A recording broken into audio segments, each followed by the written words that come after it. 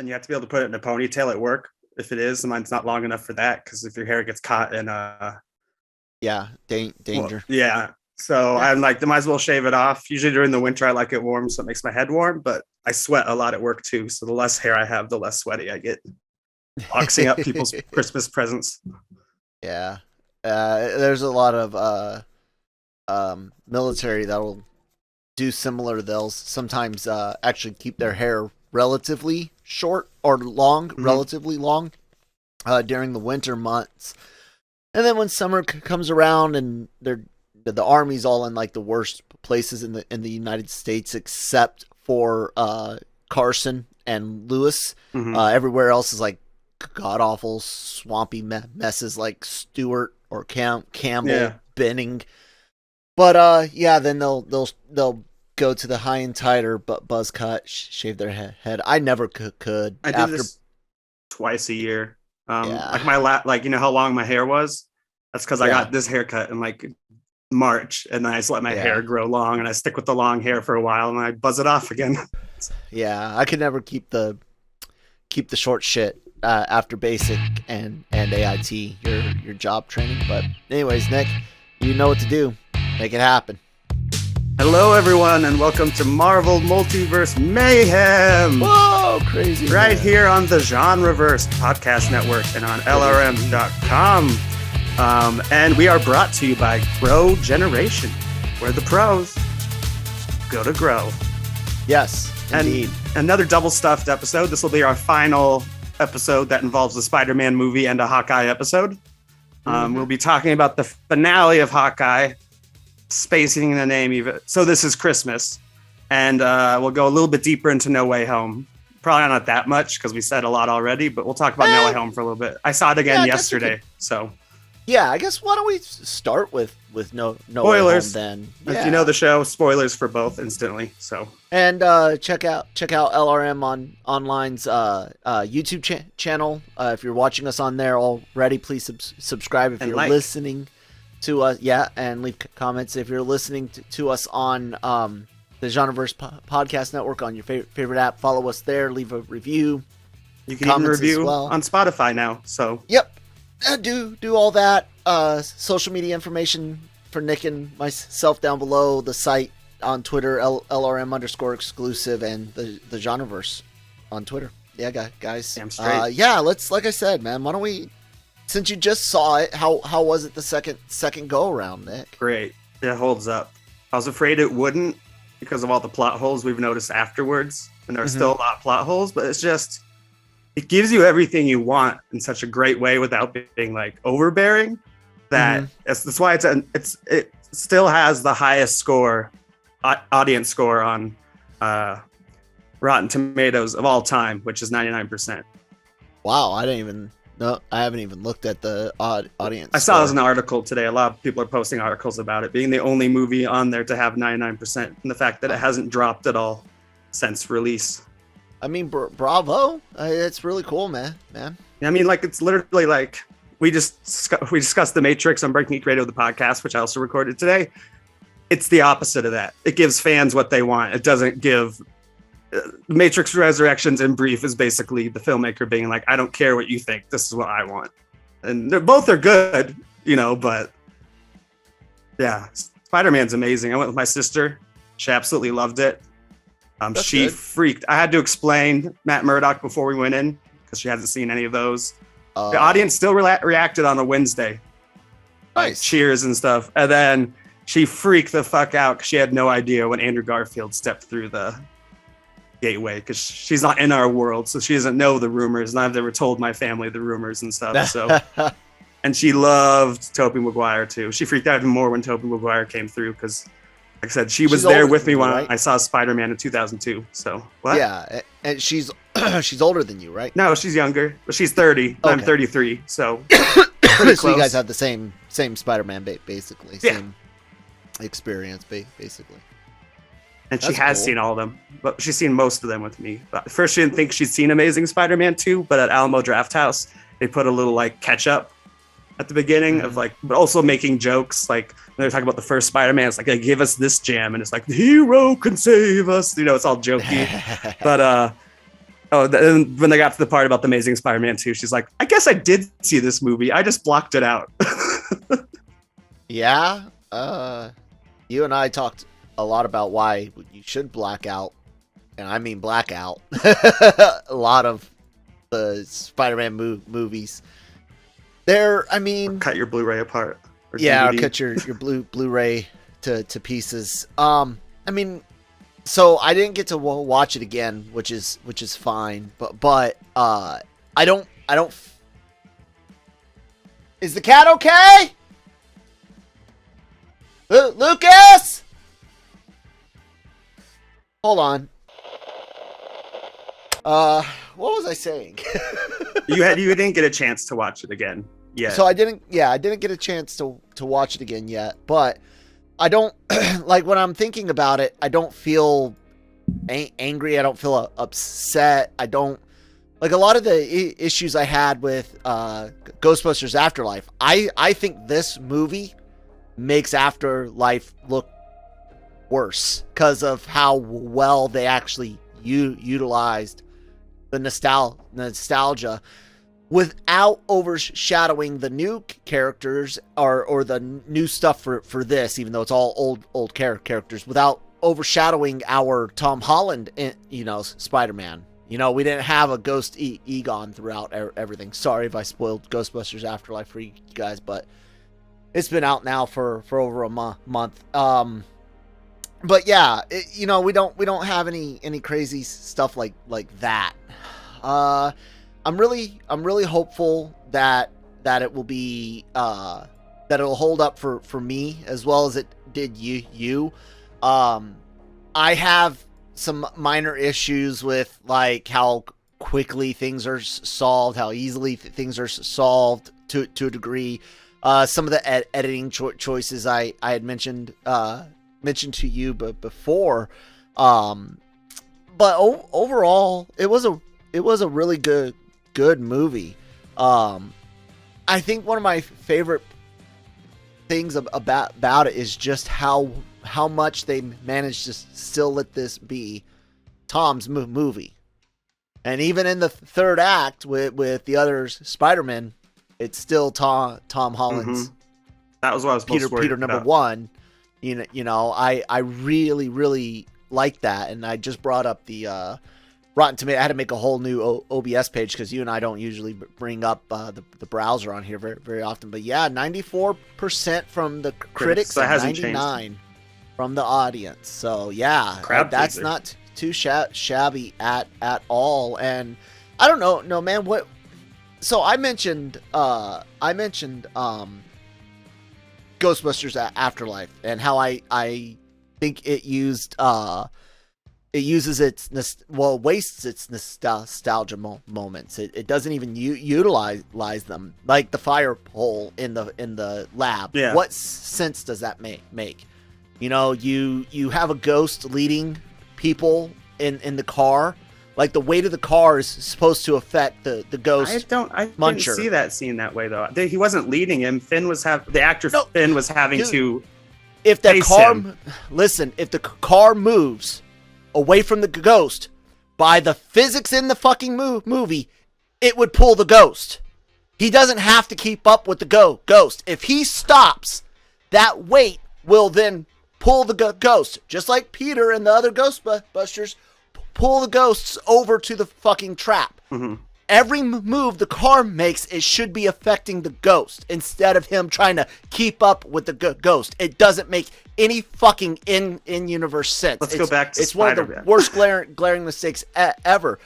But here they don't like. Sure, you're like, okay, so everyone had the classic supervillain thing where you don't really necessarily you get the Norman being split, and you get Doc Ock being split, but in the Amazing Spider-Man villains, you never really believe that they have that good bad split. I think they tried it with Lizard. It just didn't work. It didn't land. He does the whole talking to himself thing, just like Norman talks to himself, and exactly. But it Doc's doesn't. arms, he talks back to them. Yep. But it doesn't land right. Yeah, Lucas, agreed. stop that. Man, he's gonna ruin this podcast. I'm telling you. But They don't let any of that hamper them, but it is kind of, you know, goofy. Oh, we'll fix them all and send them back. You start worrying about other parts of the multiverse that can get, you know, messed it like up. creates like 7 new timelines technically. Yeah, so it's a good movie. It landed well, and that was like the scariest part for me, was how well could this land. But no, let me ask you that scene. Do you think other movies with nostalgia focus, like a Ghostbusters Afterlife or even the Force Awakens, do you think this does better than those? Oh, definitely, especially Force Awakens. Like that whole trilogy, they featured all the old, just like this one. You know, they're not. It's mostly Tom's movie. They don't even show up to like close to the third act, the other Spider-Man. Mm-hmm. But at the same time, they still feel better utilized than Han Solo or Luke Skywalker. I mean, yeah, and just the comedy between we discussed. You know, we had our shorter version of this conversation. The comedy between all three of them, and the brotherhood of like, I always wanted a brother. And like, no, man, like, you're amazing. The conversation about going into space, where he's like, I fought like a alien that was made of goo, and he's like, I went to space and fought a purple alien. And Andrew Garfield's like, wish I fought an alien. I just fought a guy in a rhinoceros suit. and it's fun because they embraced what came before, without being afraid of it or trying too hard to be like, oh yeah, remember this stuff that came before, but take the new shit, take the goddamn new shit, whether you like it or not, whether it's written well or not. In this case, the new shit being Tom Holland, and I don't know why I'm still talking with Rotten Tomatoes up, because like I said, we don't show the browser very often on this show, but it's Tom's movie, or the new stuff this time is Tom Holland, and it's been good. You know, it's all been good. We've liked this character. I know some people don't like the Spider-Man, but the general consensus is this is a good Spider-Man from Civil War through here. Here's what's interesting. Jonesy, of all people, who's on Breaking Geek, doesn't like the first two. He feels like they're too frivolous, and like, you know, he's happy and all that stuff. And that's why he likes this one, is because it finally has the gravitas of the other two. Like, you know, he's finally, like, you know, Stark dies and he mourns a little bit. And this one, he has that incredible, just even shot where he's in the rain and like he's beaten the shit, he's had the shit beaten out of him, and he just lost May. Mm-hmm. And he kind of has been waiting for a moment like that. And there's a great tweet online where it's like, you haven't completed your origin story until you've lost someone to the Green Goblin. I mean, I look at it like this. All of Tom's movies do a better job at showing him fucking up than any of the others. I agree. I like him too. I was just and it's just funny because Jonesy, like, more like, we all gave it A's. He gave it an A+. No, that's how happy he was with it compared to the others, I guess. I think I'm gonna probably be able to stay at A-. I do want to watch it again, maybe even by myself. I don't know, but I do want to see it again and just kind of absorb it, even without a crowd, just to like really take it in and be like, okay, let me put on my anti-Sony glass. Like, can it hold up to the ultimate anti-Sony Pictures person? You know, I will say I'm surprised. I'm still not going to give it an A+. I figured I would, but it's an A. I don't know why I can't give it an A+, but I can't. I honestly thought you'd come back saying how much more you still great, liked it. But yeah, but that's kind of good in my mind. To me, that shows kind of like a maturity in not you specifically, but anyone. Because I'm the same with Captain Marvel. It's not the greatest Marvel movie at all, but it hasn't budged for me. It hasn't gone down. It hasn't gone up. And to me, that's a sign of a good movie that did what it set out to do. It told It told its story really well. When movies start fluctuating on your personal like or dislike after repeat viewings, that's not a good thing. And that's either going up or going down, because if it goes up, it's like, okay, well, you guys packed too much into it, and all of a sudden, you know, I have to see this movie in a more sterile environment to get it all. That's not necessarily a good thing, you know? But in general, yeah, they tend to move down, not up. But I like that it sticks through it. It does show a maturity in being able to look at, because art is of course subjective, but there's certain aspects to all art that are as close to objective as you can. You can look at drawings and say whether or not a drawing is technically good or not. Like a children's drawing versus a comic book artist drawing. Exactly. And we're not accounting for stylization, you know? We're not accounting for abstract art. Yeah. We're talking just someone trying to draw Spider-Man even. You're not going to give the average, even 15-year-old good artist, the average, you know, 15-year-old that can draw is not going to produce something as good as someone that's been drawing Spider-Man for 15 years at the age of 35, you know, 35.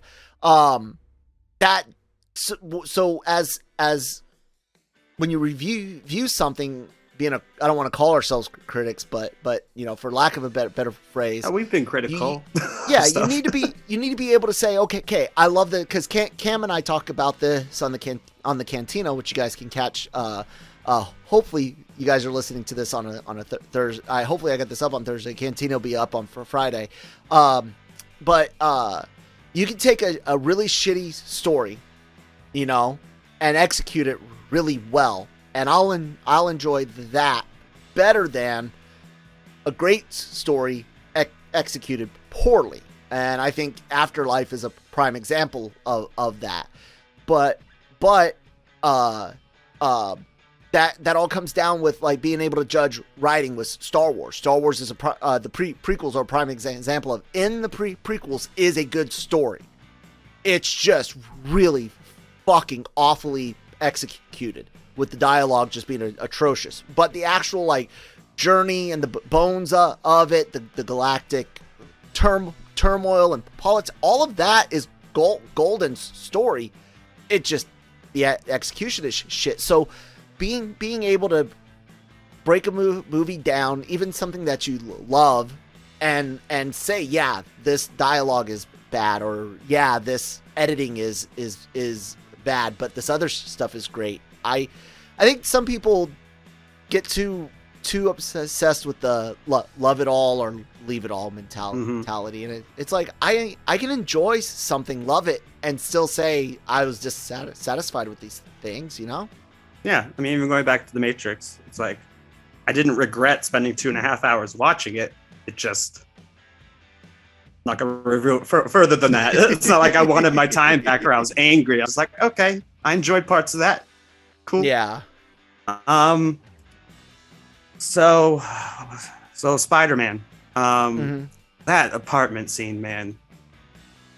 It's almost as good as the ending of Spider-Man, the first one, where the Green Goblin just, if not as good, where the Green Goblin just beats the shit out of Peter Parker. And then it's like, it's mostly practical. I mean, there's a lot, like when they swing in or jump, it's obviously not, but like it's mostly stuntmen beating on stuntmen and like pulling down, like not CGI walls, but like styrofoam walls on each other and stuff. And just a pumpkin bomb to the face and his mask is just torn. This is just as brutal. And then, of course, has the Aunt May death immediately following it. And Willem Dafoe, man, he's scarier without the mask for sure. Like when he's laughing and Peter's beating the shit out of him. Yeah, the face that has been frozen from the like shot that you can catch a lot on the internet. Yeah, was like from the like Spider-Man. That looks the first so one. The new one. Oh, the No Way Home with the pumpkin bomb in the hood. It's such a terrible screen cap that shows we actually have to move our whole faces to make a really cool look. You know, it's got to go through the and they froze the picture on just the I think it's really stupidest funny. look. No, it is funny. That's what makes it so good because it comes from a very brutal scene, you know.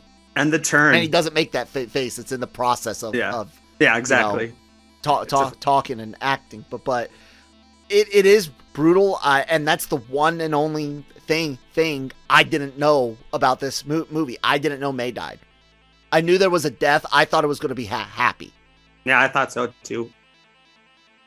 I didn't know May died. I'm not quite sure how I take it. Like I said before,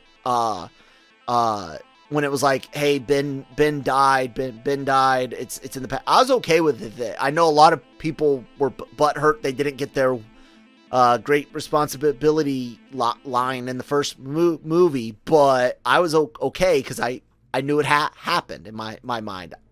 In that, and he references sense, that in Civil War, where he's like, my uncle or someone said, if you have the power and you don't use it, like something like that. Not Nick Fury the line. Says, Nick Fury says something, and then it's one of those. Like I said, I think it's one of those Sonyisms. Like, oh fuck, we still haven't told them all that this is a variant of Mary Jane Watson, just named Michelle Jones Watson. Quick, put it in the movie.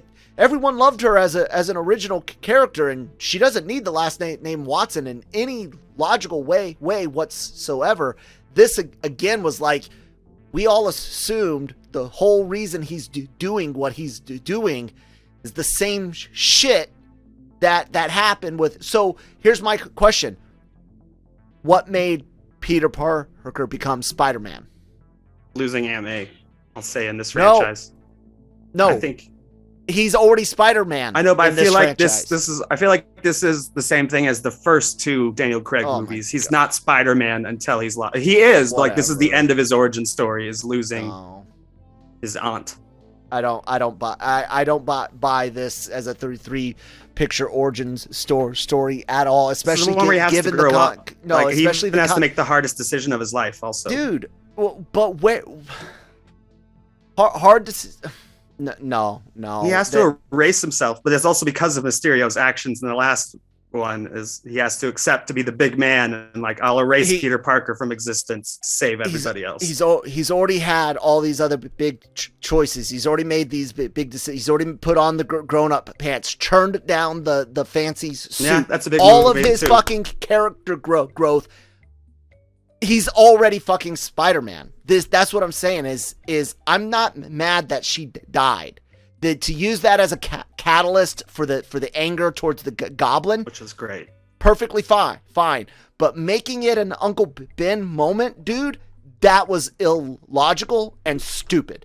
And it takes away from what already came before, and again makes you wonder, why did he even bother doing good stuff to begin with? Why does he put on the suit to begin with? Oh, he wanted to be like Iron Man. That's really weak, guys. He's a scared kid. No, very much into in Civil War. They say it. Yeah. So there you go. So why do this? That's one of those things where I'm telling you, guys, Sony does not think we are smart. Then again, what Nick just said kind of, no, I'm joking, but no, they do. They constantly over-explain shit. And this was one of those moments where I honestly feel, and I'm sorry if it's not Sony, if it was John Watts, fuck you, the writers, McKenna, and whatnot, fuck you guys. If Tom Holland thought of this idea, fuck you for it's a stupid idea given what came before. I dug it. Because again, you go straight back to the beginning, and core of what makes Spider-Man is having been selfish, but getting that to bite you in the ass and rectifying it. So that's true. This is the opposite of being selfish. This is him trying to help people, biting him in the ass. Yeah, absolutely. He wants to kill Green Goblin, but in the end, they still help all of them.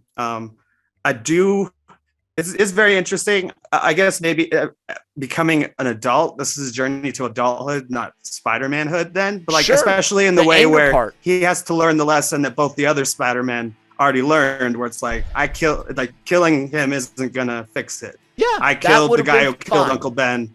Perfect with that. And then Andrew Perfect Garfield's line is actually really dark, where he's like, yeah, I stopped pulling my punches, implying that he's just been beating the shit, if not killing people. I love all of that. Literally, it was the whole thing that ruins it by basically, like I said, making us wonder, well, why did he put this suit on to begin with? Because even though we get it in Civil War, and some more touched on it in No Way Home, with the father figure of Fury saying, you've got skills, what are you going to do with them in Far From Home?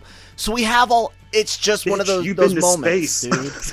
It's just one of those moments where you're just like, Sony, did you not watch the fucking shit? Did you not look at anything else that you had done it before? Like, it's just a piss poor writing decision, and I don't know whose idea it was, but it actually hurts the movie when you think about it.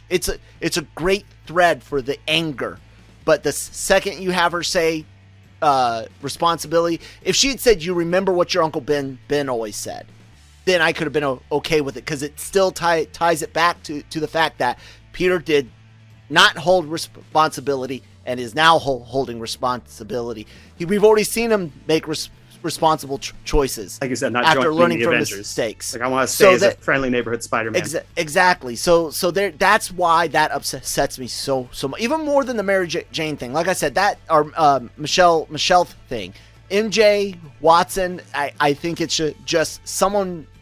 I don't know, because it's so unnecessary. No one asked for it. No one want. It's unnecessary. But this changes things potentially, in our minds and appreciation of the character. It does make sense. They didn't need to do it at all, but it makes sense to me as her character. I assume if she has a similar origin to Mary Jane from Sam Raimi's, then maybe Watson was her father, who beat her mother and treated her like shit. So maybe she dropped her real last name as far as, and goes by Jones, which may have been her mom's last name. That's why it kind of makes sense to me that we've never heard it before, but it's still like on, like, you feel her boss calls her that, and it's obviously still on your application. I agree. There's no reason to throw it in. The character, yeah. But that I did find that interesting. I'm like, oh, that's I know why. I'm assuming why she's doing it, but yeah, the movie never needed to bring it in. It's not like, it only would have made sense if they were like, MJ, he's like, Watson, like, like if Tobey Maguire and him have a conversation about the last name, where it's like, well, my MJ is Mary Jane Watson. He's like, oh, mine's Michelle, but it's Michelle Watson, like Jones Watson. You know what? Maybe they make her name end up being Marilyn Michelle Watson, and we always are, Marilyn Michelle Jones Watson, and she goes by Michelle instead of her first name. I don't think that would have been good. But if you had done that name drop a while ago and then built it into where she's a variant, like, is that the angle they were going for? I don't make her know. A variant? Because I don't buy it. It doesn't match at all. I don't know why they didn't need to. It doesn't bother me though. It's something that's there. Exactly. But it took time. It took time. And it took me out of the movie, because it's a moment where I was like, we didn't need that. I like the character of Michelle 100. I think she's the best, and that him and her have better chemistry than any of the other, especially considering we don't get a whole bunch of romance with them two in the first movie. We only get a little bit of them in the second movie, and we only get a little bit of them in this movie. And yet I still do not cringe when she has moments with him like I have with the other two guys. And so, yeah, it was just one of those where it's, dude, we didn't need that. Want to see some plot holes real quick? Sure. What do you got besides the ones we've already just touched on? Did we talk about Venom? Yeah, we did on Breaking Geek, I think. Because Venom... No, but yeah, you and I touched, like, what does it mean that there's a part left behind? Oh, no, not even that part. They were like, what? why did he get transferred through? He doesn't know Peter Parker is. Because of all the infinite knowledge of this symbiote. That's why I said I think that hit him the exact time the portal hit. Yeah. Like a second before the portal hit, the suit did connect to at least the Tobey Maguire universe. And I was like, oh, see that that's not. I'm okay with that. Electro never knew he was Peter Parker. No, and also they play loosely with the line from the trailer. They all die fighting Spider-Man. Yeah. That's not actually the rule. That's the trailer sets up as the rule. That's just something that Doctor Strange has said, because that's not true. We've heard the case of Sandman or Lizard. Isn't Lizard in prison jail? Yeah. Lizard's in jail as well. Yeah. So it's fun. It's annoying. It's like the ghost thing. It fit the scene that they wrote, but when you think about like the in-universe stuff and the things being said, you're like, doesn't line up. And none of those plot holes bother me. It's just like, you gave me what I wanted. I'm not gonna pay too much attention to how you got Jamie Foxx into the universe. It's like you could start thinking around like you could be like, instead of they all died fighting Spider-Man, it's, most of these men died fighting Spider-Man. They're destined to fight Spider-Man. That could have been the thing. It's just one of those, and who knows? Maybe there's a cut scene that had a better version of the line, but maybe they couldn't use that for one reason or another. I mean, it's mostly true. Yeah. Too. I mean, like, he does say all, but he doesn't know all their histories. Yeah. Like, they're at least fated to go back to a prison cell. Or, like, Sandman just wants to get home because he could see his daughter and stuff. I assume he could still take human form. They just saved some money not save money as far as CGI is expensive, but they didn't have to have Thomas Hayden Church on screen for more than a few seconds by keeping him sand. Yeah. What other plot holes you got, man? I mean, that was the main thing. Oh, well, what about the fact that part of the Venom's symbiote got left behind? Like, how does that happen? It's a little bit of a plot hole. Doesn't bother me at all, especially if it's setting up what we hope it's setting up. Well, that's what I was going to be curious about, is this idea, like I said, that we've heard. One of the movies on the Production Weekly site for the 2023 films is Craven, and the other one is allegedly Venom 3, and it's supposed to be Spider-Man Venom. Well, if Hardy goes back to his universe, we know we're not going to get a new Spider-Man 4. Is it coming out? So not that quickly. Yeah, I don't think Venom 3 is going to be Venom versus Spider-Man. I don't think so. So now, given what we saw, I think that'll be Venom 4 / Spider-Man 4. Technically, it'll be called Spider-Man 4, but I think that will be the Venom. Maybe it's not how it was, kind of rumored, which is fine. And you think of a movie two years out, and people just trying to make what they can of the information. Well, even the way Amy Pascal sounds like she's talking about two different projects when she's like, we're developing this and we're also developing, she didn't say and also, but she makes them sound like two different movies. Yeah, we're developing Venom 3, there will be a Venom Spider-Man movie. Yeah. So I'm curious about that part that's left behind, and whether or not that goes on to be the separation anxiety, because that's what I thought was going to happen. I thought the end credits scene was going to be Venom and Eddie being separated, and because Venom isn't human or is part of some interdimensional shit, he got to stay. The whole suit stayed and Eddie got transferred back? Yeah. Then he couldn't do Venom 3.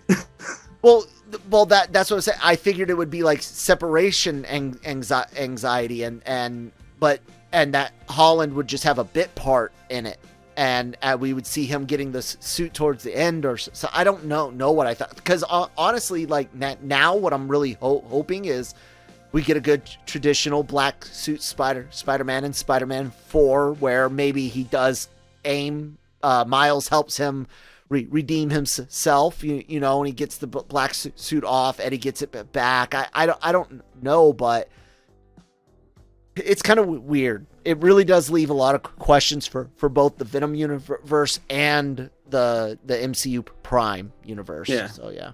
And just rumors of Andrew Garfield projects and people wanting Amazing Spider-Man 3. Oh my God. Like, why can't there be rumors about Tobey Maguire projects? I'd rather see him in something, even if it's not Spider-Man 4, his version, just something. We don't need either one of those to carry on. I got it, people. You love Garfield. But the simple fact is, the whole reason we have the Tom Holland movies is because Kevin Feige walked into Amy Pascal's office and told her Amazing 3 is a mess. It will fail. You're going to lose more money. Stop it. Let us help. I'm not joking. I know. These it's are her I'm paraphrasing, but it's in the book. I'm hoping and to she get the book for agreed Christmas. with them. She agreed with him in the end. She was angry at first, said we were giving guys crap. Go. Going places we shouldn't have. And yeah, man, like, fuck, guys. Why not? I don't. No, I don't want it. I don't want it either. Like I said before, I feel like this closes off his story better than. I don't need to go see a movie about him beating the shit out of people because he stopped pulling his punches. He is the only out of the. Maguire doesn't really get a close on. It sounds like his life is. He's with normal. Mary Jane again. Spider-Man. He's got good days. He's got bad days. But I think the closing off is that he's with Mary Jane still, because at the end of 3, it's like they're dancing, but they're not. Sure. She's still pissed off at him because he beat the shit out of her. And we learned that he has continued on, but there's no like emotional release for the audience when Garfield saves Mary Jane and gets his own little redemption. So great. It's the audience gets something out of that. That feels like a closure for the character instead of an update. Yeah. Okay. Yeah. Want to talk some Hawkeye? After we take a word from our sponsors over at Grow Generation, absolutely. Grow Generation, where the pros go to grow. From propagation to harvest, they have everything you need for your special garden. Grow Generation serves customers across the nation and carries a wide inventory of renowned cultivation brands. Go to www.growgeneration.com, where the pros go to grow.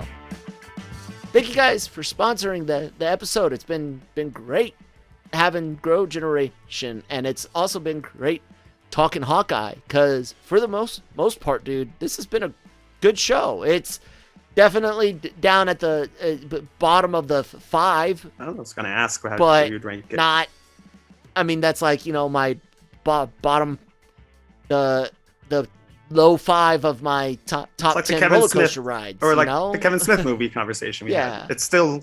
I won't say it on this show. Orgasms. Yeah, sure. Okay, fine. The worst of the orgasms, but still an orgasm. I don't know how to rank it. I mean, it was inconsequential, but like one of the websites, like our competition, just posted like, how would you rank? Like, which is your favorite? And I clicked Hawkeye. I mean, maybe it's not, but right now, I thought episode 6 wrapped it up nicely. I thought it was just as good. I thought it was just as good as the episode 6 of Loki or Falcon and the Winter Soldier. Whereas the last episode of WandaVision still looks like was rushed, or it doesn't look cinematic.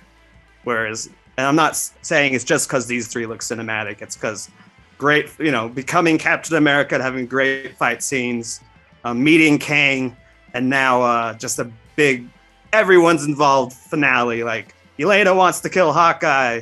Echo finds out about Kingpin. Like Echo has to fight her like best friend or whatever, and Kate Bishop's there, and Eleanor's trying to run for her life, and what's his face is even Jax takes up his mantle as the swordsman, sort of. He doesn't have a costume, but and the LARPers. I love that they used the LARPers as like they're almost like secure, like almost like it's a Mission Impossible team, and they realize that humans in the MCU don't listen to people talking logic, but if you put on a silly costume, they'll do what you say. And so I like that. Yeah, that was funny.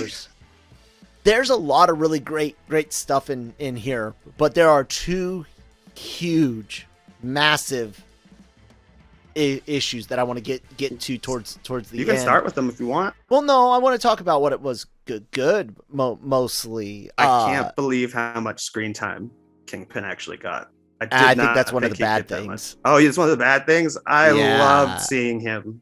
I think it hurts it so badly. And you'll probably hate this too. I love that he's basically because of his stature, he's on the verge of having superpower. You know what I mean? Like, yeah. I did not mind that he ripped car door off. He took the brunt of a car hitting him, and he got kind of blown up, and he still just like walks away. I dug the white suit and purple pants. I hated the Hawaiian shirt. I like that she used one of his cufflinks was the payoff, cool. Which is even cooler. Because people are like, it's going to happen. But in fact, it was one of his cufflinks, and those are so important in the original Daredevil series. And, they definitely make it obvious we're looking at a variant. But there was a quote today from him. He might not know what's going on, but he said, Vince D'Onofrio said that the Kingpin was blipped, and this is him trying to put together his empire that he had in Daredevil. But I'm pretty sure they're variants. I could buy that. That, like I said, I think all of these characters are going to go through very similar things that we've seen, but I don't think they will be the same that we had. The same baggage or history. Right. Or no, they'll probably have same baggage, just they won't necessarily have had every experience that we saw in the shows. They still have what made them who they are. But well, fuck. I guess since we're talking about it, so I love Kingpin. I have no issue with the changes that they made. However, by actually having him get into the fight with the way that they structured this show, at the double fake out at the end, it undoes so much. You have the bomb go off, the cops, his body's not here. We don't need Echo and him meeting up in the alley at that point. Could have been the next show. Need it. Yeah, exactly. You don't need it. You could have her even showing up in the background where they're like, his body's not here, and her be like, damn.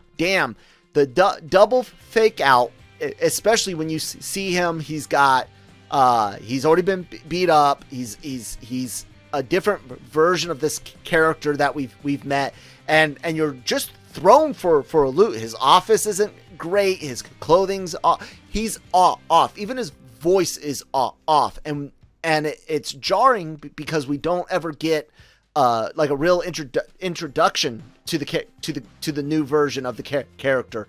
It's just boom there, and even those of us like you and I that are expecting him to be different than what we saw on Netflix, we still need a way to kind of detach from one and accept the new, and we just didn't get that. So yeah, I honestly thought at the end, I was like, they made him more goofier. He's more bombastic. He's larger than life and ripping doors off.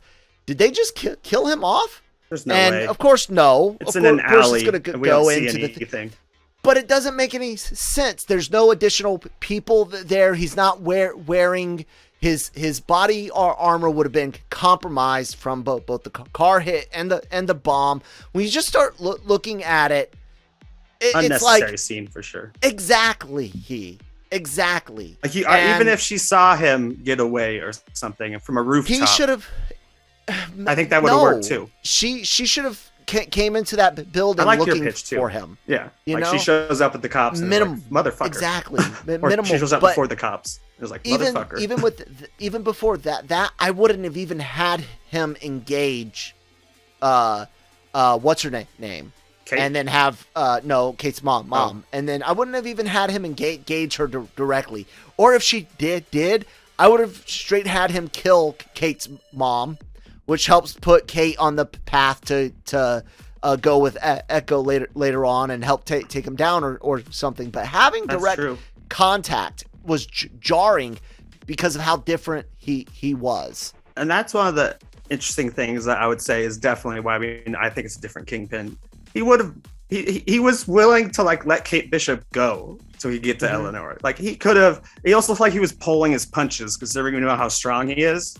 Like just the fact that he wouldn't be like, I'm gonna kill your mom in front of you or then kill you or vice versa. The fact that he was willing to let her go, it was like, old school Kingpin would not have done. Netflix Kingpin would have killed them both. Yeah. And like there are many with his car strength, he should have been able to just destroy her. That's why it seemed like he was pulling his punches because he really didn't want to kill her. Yeah, Maybe Maybe he didn't want to get on the Avengers radar too much. Because she's going to be a future young Avenger or whatever. Now there are things online. We did cover them on the website. That there were some end scenes that were changed, including one. I read that. Yeah, there were some. This came from my time to shine. Hello on Twitter. My time to shine H. A lot was cut from final Hawkeye. More scenes with Echo and Kingpin. A post-credit scene with Kingpin.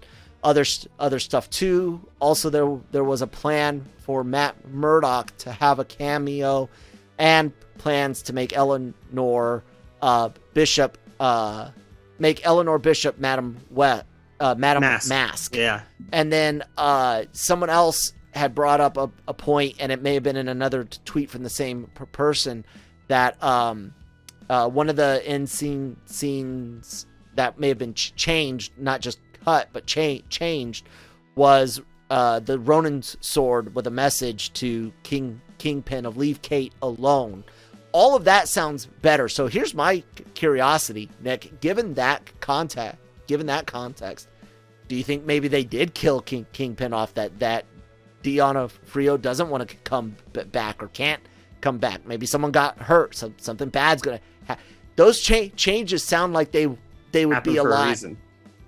It sounds like they would tell more story. But it seems like he's excited to be back.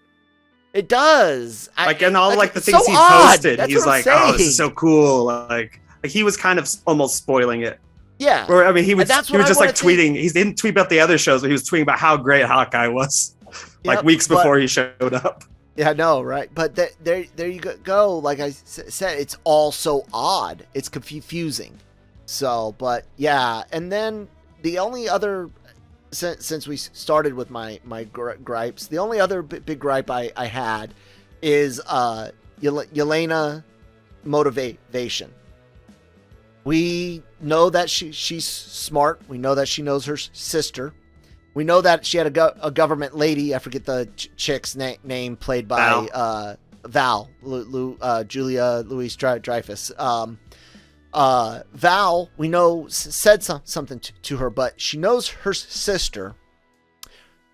She knows her sister was willing to sacrifice herself during the Red Room incident. I do not, for a second, with anything they gave us on screen, believe she would have done what she did the way she did. As soon as she would have went out of her way to verify these things. We needed a scene where Val produced information, fake, false video recordings stolen from the Guardian ship, something, because it makes Yelena's character seem dumb and immature. And no, you can't pin it. She is, but not that immature. Not believe. Smart. Not believe this U.S. government agent person that the man her sister trusted and worked with is the one that killed her. Without us seeing something, it hurts the character. I would have much preferred had she come in and gone to fight him and been like, "Tell me what happened." Not, "I don't believe you," and then be like, "Oh, by the way, this lady wants me to kill you." I would have taken that way more. And then, "Hey, could you help us with this issue, because you tied the hiring and stuff like that."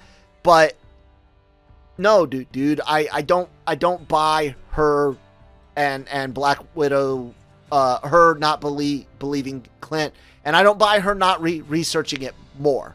I don't. So yeah. What do you think about none of that bothers me, because I love her.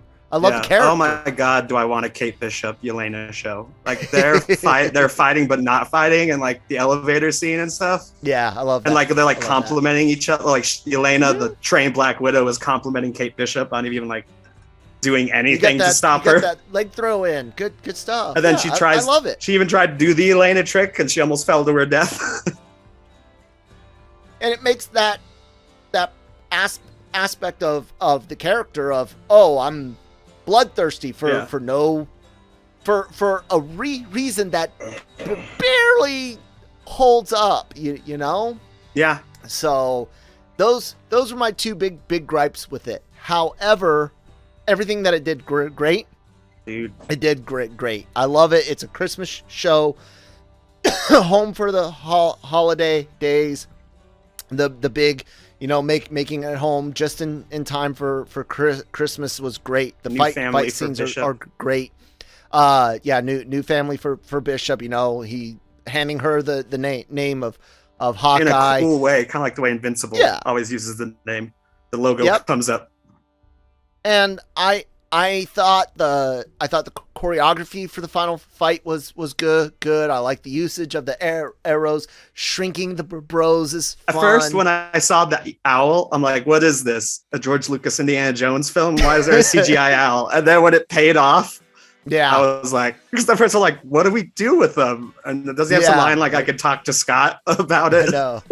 Yes. And then it just picks him up and flies away. And you're like, that's a fun, dark but funny moment, Marvel. You're a van full of micro bad guys. You deserve that. Yeah, exactly. It's like they've already killed plenty of them anyway. Yeah, those trick arrows were nasty. Some of them. Yeah, I still hate Sony because that's a Sony is, but Marvel.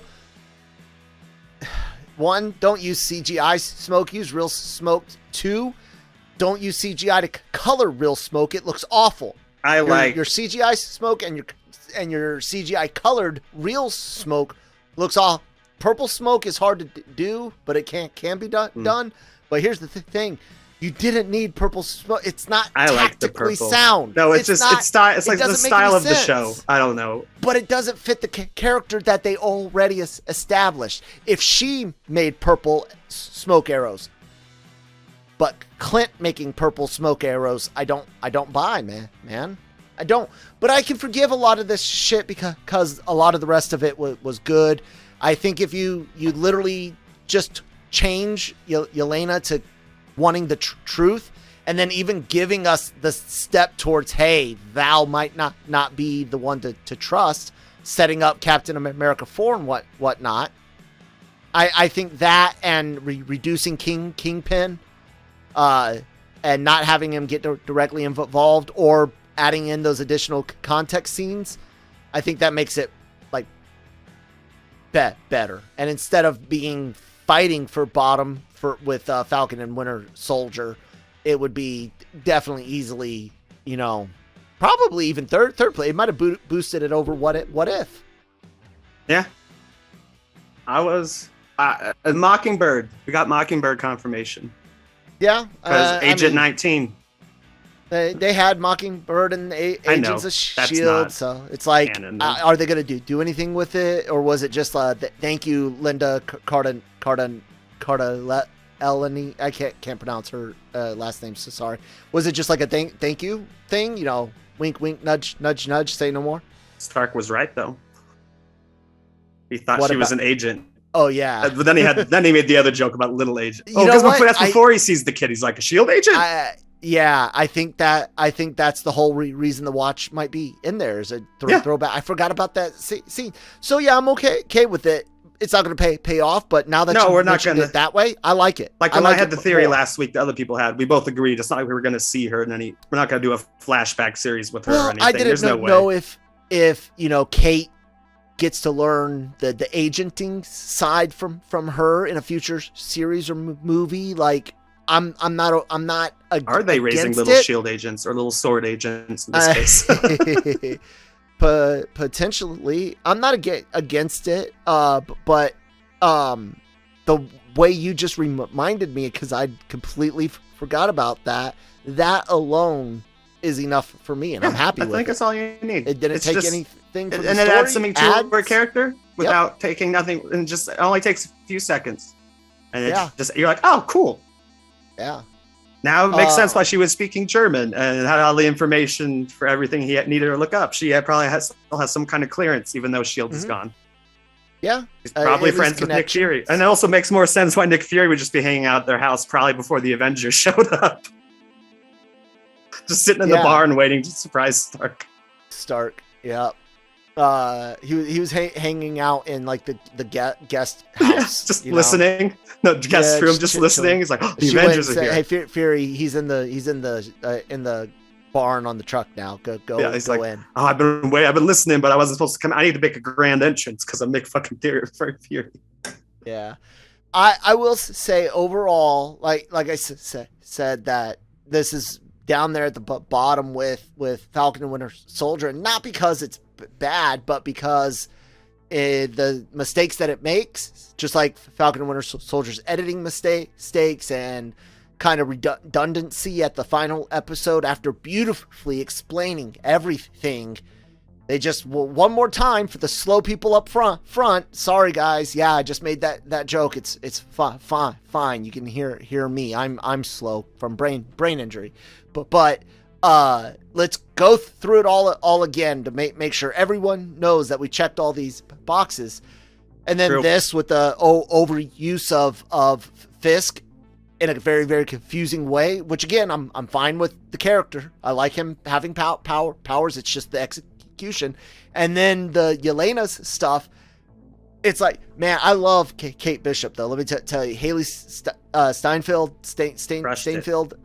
you did great, wonderful. Barton did great and wonderful. The Echo character, it's like, I get it. You guys are trying to introduce her here, and I think you did a serviceable job with that. I think could have done better, but it's okay. I'm not rushing to watch her show. You'll have to sell me on a trailer, but watch it, well, I mean, like, I'm not rushing out to see it. It's like, not the one I'm excited for. Exactly. Yeah. I mean, I'll watch whatever I got to for work, but you know, if I wasn't at this moment, we didn't have this show, would I be like, yep, what? Maybe not. That's one of those I got to see something for, given what you've shown me. Just like Miss Marvel, I've had Miss Marvel in comics, didn't appeal to me. Gave it a shot. It's just not for me. I don't hate it. It's not mine. Miss Marvel in the video game, again, don't care. I just didn't. So it's like, you have to sell this character to me to get me to watch it, and you already failed to get me twice. Now this is a different format, so hopefully it works. But yeah, I'm satisfied overall. If I ranked my shows, it would be Loki. I still stick with WandaVision, but you guys know exactly why. We kept our expectations fairly well tempered. You and I think, our first one too. I mean, that's part of it also. It's like, can they do it? Yeah, and I appreciated some of the things I think that pissed people off, like the real world magic setup and trickery being done in the episodes, the misdirections and things. I loved all of that. So Loki, WandaVision, right now, What If, and then like I said, man, Falcon and Winter Soldier and Hawkeye. I guess I'd put this just above Falcon and Winter Soldier, maybe simply because I really connect with a lot of what was done early through Falcon and Winter Soldier. So yeah, this would be bottom. This would be the bottom. I'm gonna kind of not do the in like opposite. a hate it way. It's kind of the opposite. I would put the two street level shows at the top, just because it's like Winter Soldier. It's the side of the MCU, especially in past years. It's the side of the MCU we don't see often. Even Black Widow, it wasn't street level. It was like giant floating red room that no one can detect.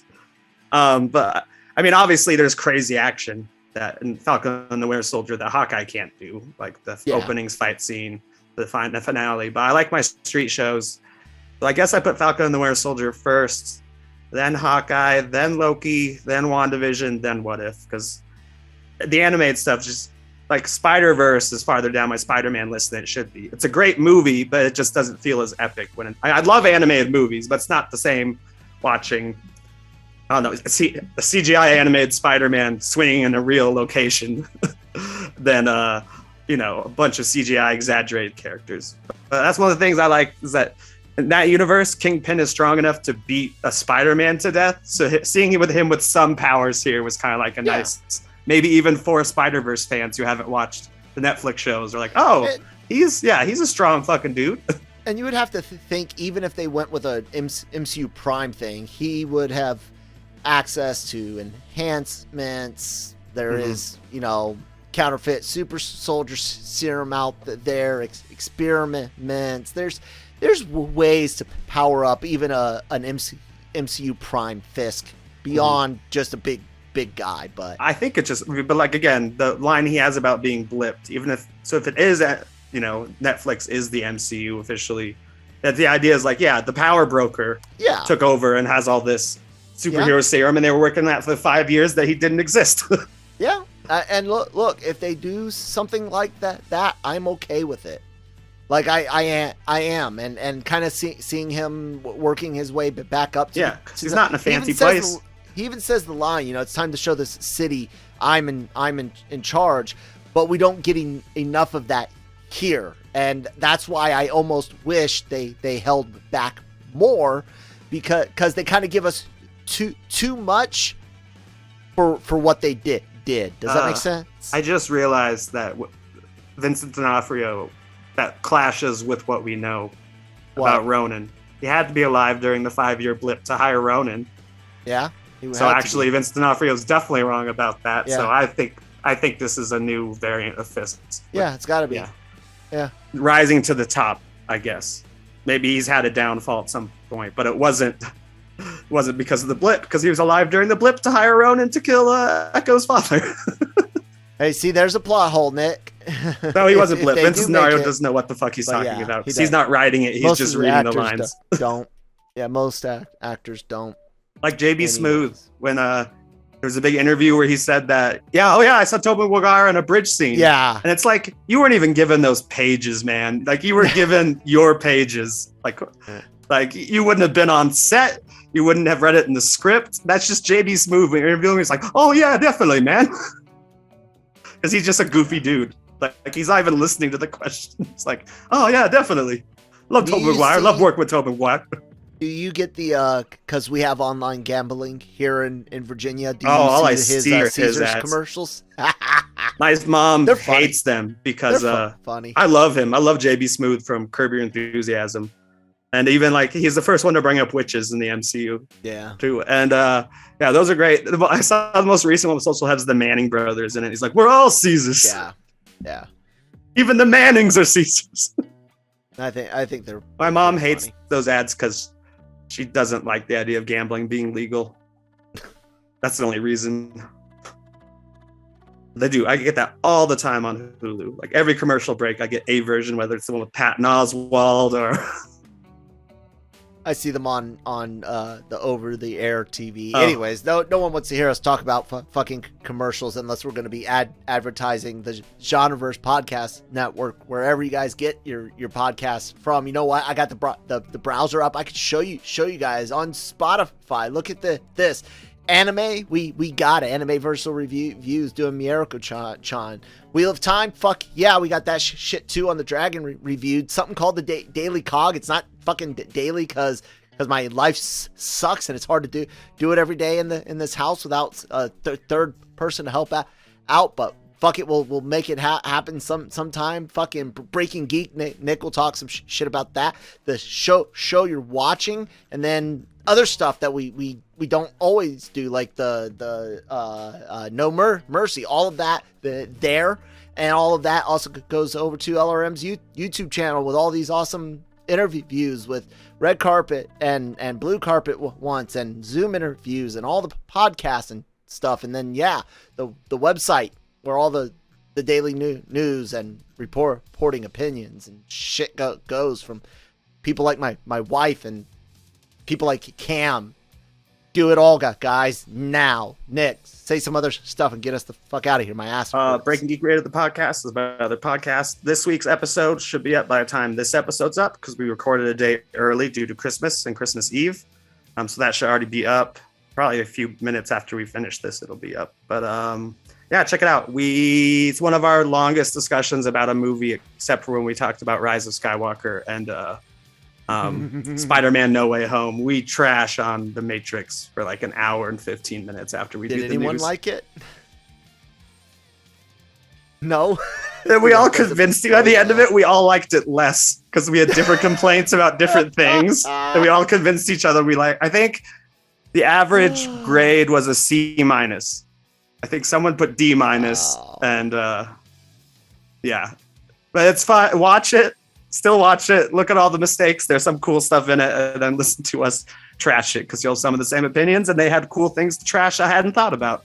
So hate watch it if you need to. Hate watch it. All right, guys. Nick. Excelsior. Enough said. Bye. I don't know why I said something at the end. Doesn't matter. Fuck. I started cursing a whole bunch too. I didn't say the orgasm thing. I thought you wouldn't.